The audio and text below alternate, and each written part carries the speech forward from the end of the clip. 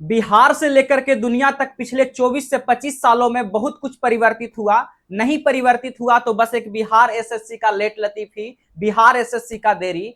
लेकिन बात यह है कि बिहार एसएससी के 50 लाख से ज्यादा छात्र अगर चुप बैठे हैं तो फिर बिहार एसएससी को जल्दबाजी क्या होगा? बिहार एसएससी को क्या जल्दबाजी होगा अगर आप ही चुप बैठे हुए हैं? समस्या ये नहीं है कि बिहार एसएससी देरी कर रही है, समस्या ये है कि आप इस देरी को अपना भाग मान करके बैठ गए हैं। समस्या ये है कि 50 लाख से ज्यादा छात्र जो बिहार एसएससी का फॉर्म फिलअप किए हैं, बिहार एसएससी के इस लेट लतीफी को अपना भाग मान करके बैठ गए हैं और किसी भी तरीके का ना कोई आप सवाल खड़ा करते हैं, ना आप उसके खिलाफ किसी तरह का जवाबदेही मांगते हैं। समस्या ये है आपका। इस बिहार एसएससी का स्थापना 2002 में हुआ है और तब से लेकर के अब तक सिर्फ वही चीजें, फॉर्म भरवाती है, नोटिफिकेशन निकालती है और एग्जाम को वही 10 साल प्रक्रिया को खींचती है। लेकिन ये बात पहले की थी, आज भी अगर वही चीजें हो रही है तो कहीं ना कहीं गलती सिर्फ आयोग का नहीं, गलती हमारा अपना भी है कि हम उसके विरुद्ध आवाज नहीं खड़ा करते हैं,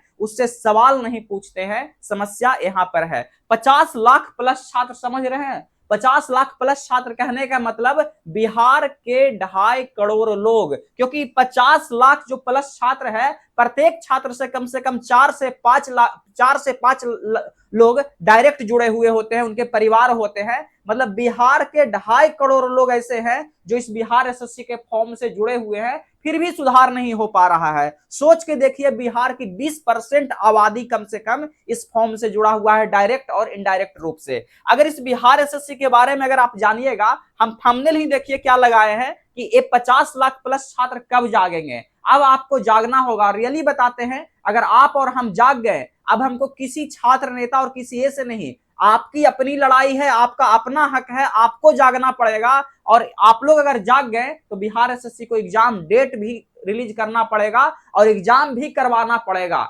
देखिए, ये बिहार एसएससी है। बिहार एसएससी का गेट तो आप लोग इतना देखते होंगे, इसका वेबसाइट आप निकाल के देखते रहते होंगे। इसके वेबसाइट पर एक एक अपडेट देखने के लिए आपको महीनों लग जाता होगा। महीनों महीनों तक इसके वेबसाइट पर किसी तरह का अपडेट नहीं आता है। सोचिए, एक आयोग है जिसका काम ही है एग्जाम कंडक्ट कराना, नोटिफिकेशन निकालना, लेकिन कोई मतलब उस चीज से नहीं है। पिछला 2 से 3 साल में जब से आपका इंटर लेवल की बहाली आई है, ये आपका सेकेंड इंटर लेवल या फिर फोर्थ ग्रेजुएट लेवल कहेंगे, तब से अभी तक बिहार एसएससी के अंदर 4 चेयरपर्सन चेंज हो चुके हैं। लेकिन चेंज नहीं हुआ तो क्या, बिहार एसएससी का लेट लतीफी चेंज नहीं हुआ।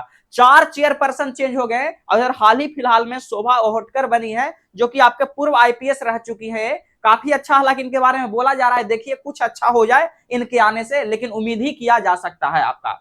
देखिए, बिहार एसएससी में पिछला जो इसका ट्रैक रिकॉर्ड रहा है, पिछला जो ट्रैक रिकॉर्ड रहा है, 2 महत्वपूर्ण एग्जाम में कंडक्ट कराती है। ऐसे बहुत एग्जाम आपका नोटिफिकेशन निकालती है, लेकिन 2 महत्वपूर्ण एग्जाम कौन कौन सा इसका है? एक आपका इंटर लेवल पर बहाली निकालती है और एक ग्रेजुएट लेवल पर बहाली निकालती है। इंटर लेवल पर पहला इंटर लेवल 2014 में आया था, जिसको ये 2022 में जाके कंप्लीट किया और 8 साल लगाया बहाली कंप्लीट करने में। 2014 की बहाली 2022 में कंप्लीट होता है, 8 साल एक बहाली को कंप्लीट कराता है।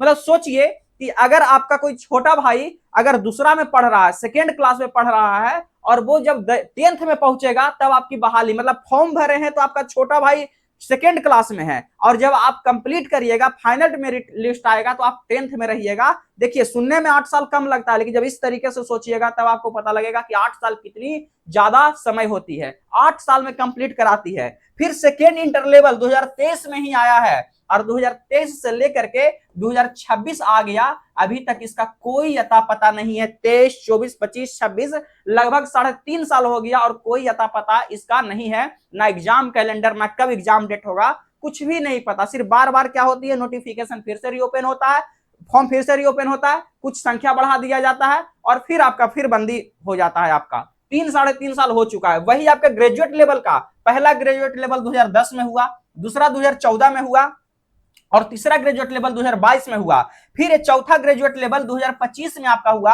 हालांकि इसकी स्थिति इससे थोड़ा बेटर है, इसको कराने में लगभग इसको 3 से 4 साल इसमें भी लगता है। जो प्रक्रिया 8 से 9 महीना होनी चाहिए, 2 एग्जाम है तो 8 से 9 महीना काफी होता है प्रक्रिया पूरा करने में, इसमें भी आपका मिनिमम एवरेज समय 3 से 4 साल लगाती है। तो क्या हमें मान के चले कि 25 की वैकेंसी 2029 में क्लियर होगी?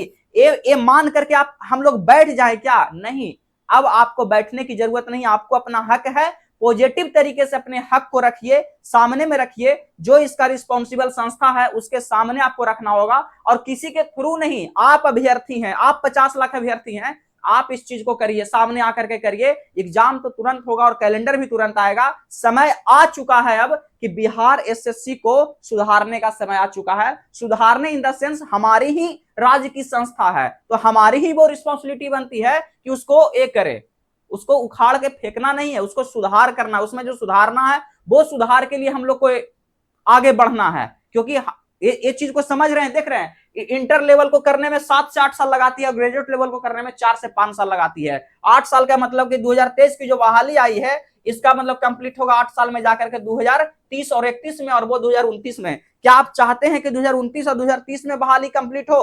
अगर नहीं चाहते हैं तो फिर अब आप लोग को खड़ा होना पड़ेगा अपने आवाज के साथ, तभी कुछ हो सकता है। आप हमेशा डिपेंड रहते हैं स्टूडेंट लीडर, आप डिपेंड रहते हैं किसी टीचर पे, आपको नहीं वो चीज होगा। वो लोग आएंगे, अपना पब्लिसिटी लेंगे, फिर बोल करके चले जाएंगे। इधर 1-1.5 महीना पहले सुने होंगे, एक लोग अल्टीमेटम दिए थे बिहार एसएससी को, 15 दिन का अल्टीमेटम। क्या हो गया 15 दिन का अल्टीमेटम को?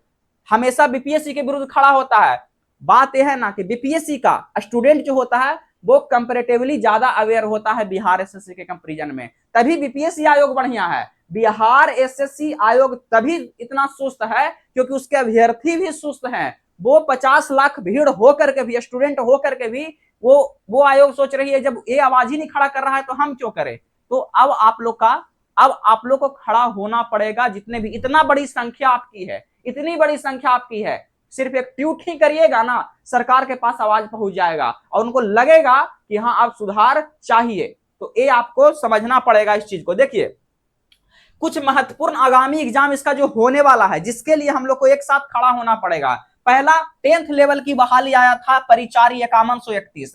इंटर लेवल की बहाली 26,000 प्लस है आपका, second inter level. Graduate level जिसको फोर्थ सीजीएल कहते हैं 1800 प्लस है, लेकिन ये बढ़ करके शायद 8500 प्लस होने वाला है। और आपका बीएसओ का 682, सब मिला करके 40,000 प्लस वैकेंसी है, इंपॉर्टेंट वैकेंसी। और लगभग 50 लाख प्लस फॉर्म आपका इसका गिरा है, 50 लाख प्लस फॉर्म गिरा है। और जेनजी हैं तो आप जेनजी की तरह भी ये चीज को सोचिए। जेनजी किसी चीज को दबा करके नहीं रखता है, मुखर होकर के उसको बोलता है और अपना हक लेने के लिए जानता है। इस चीज को समझिए, अपने मन में दबा करके चीजों को नहीं रखना है और भाग नहीं मान करके बैठना है कि 2029 और 30 में अगर एग्जाम बिहार एसएससी करवाएगा तो हम 29 और 30 हम अपना बैठ जाते हैं, जब एग्जाम होगा तब उठेंगे। नहीं, आपको अपनी आवाज को उठाना पड़ेगा, मुखर होकर के उठाना पड़ेगा, तभी ये एग्जाम भी आपका क्लियर होगा। नहीं तो समझिए कि ये क्लियर नहीं होगा। और नई नई अध्यक्ष बनी है आपकी शोभा ओहटकर जी, अगर अपनी आवाज को उठाइएगा बुलंद तरीके से तो क्या पता शायद आपका सब कुछ सही तरीके से हो जाए। देखिए, हक जो होती है ना, वो मांग करके या छीन करके लेना पड़ता है, आपको परोस करके नहीं दिया जाएगा। कभी इतिहास उठा करके देख लीजिए, किसी को परोस करके कुछ नहीं मिला है। बीपीएससी में ही अगर सुधार हुआ है, आज इतना अच्छी संस्था बीपीएससी बन चुकी है, तो इसके पीछे भी वो स्टोरी रही है कि कुछ लोग इसके में सुधार करने में आगे बढ़े थे, तभी बीपीएससी में सुधार हुआ है। और आज बीपीएससी ऐसी संस्था बन चुकी है, रेगुलर रहती है, पारदर्शिता काफी ज्यादा है। लेकिन वही बिहार एसएससी देख लीजिए, उसके बगल में जस्ट, दोनों बिहार की ही संस्था, दोनों बिहार का ही आयोग है। कितना अंतर है दोनों में, कितना ज्यादा अंतर है दोनों में।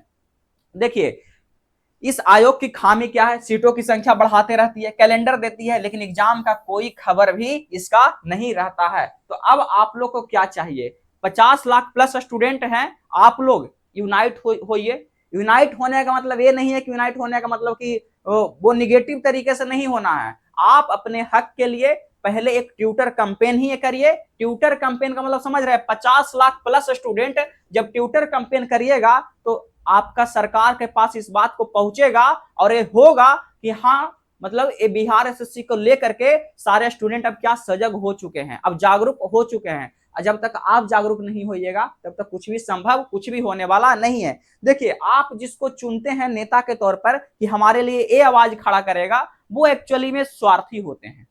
वो हर कोई यहाँ पर अपना हित साध रहा होता है, अपनी पब्लिसिटी और अपनी ये आपके हक की लड़ाई कोई नहीं लड़ रहा है। बस थोड़ा समय कैमरा के सामने आएगा, मीडिया के सामने आएगा, बोलेगा, पब्लिसिटी लेगा, कहानी खत्म हो जाएगा। आपके लिए आवाज नहीं उठा रहा है, ये समझने की आपको कोशिश करना पड़ेगा। नहीं तो सोचिए, बीपीएससी के खिलाफ जितना प्रोटेस्ट होता है, TRE 4 के लिए जितना प्रोटेस्ट होता है, जबकि उसका सब कुछ क्लियर है, सारा पारदर्शिता है कि हाँ हाँ ये चीज होने वाला है, ये चीज, ये अध्याचना, ये रोस्टर, हर कुछ क्लियर है, फिर भी उसके खिलाफ प्रोटेस्ट क्यों होता है?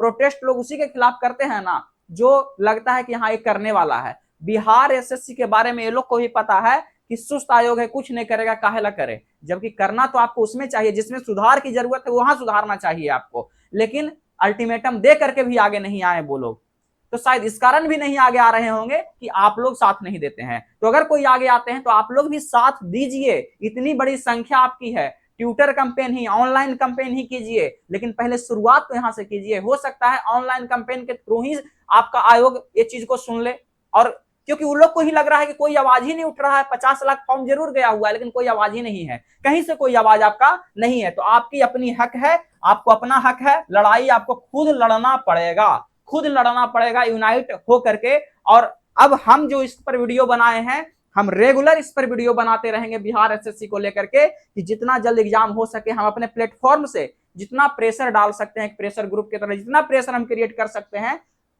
हमारा चैनल छोटा जरूर है, लेकिन आप लोग चाहिएगा तो हमारी इस आवाज को पहुंचा सकते हैं, हर एक स्टूडेंट के पास पहुंचा सकते हैं, ताकि आप जितना शेयर करना है इसको शेयर कीजिए, ताकि सबके पास पहुंचे और आप लोग यूनाइट हो, और ये आयोग के पास भी इस चीज को पहुंचे कि अब आपको एग्जाम कंडक्ट कराना पड़ेगा, कैलेंडर निकालना पड़ेगा।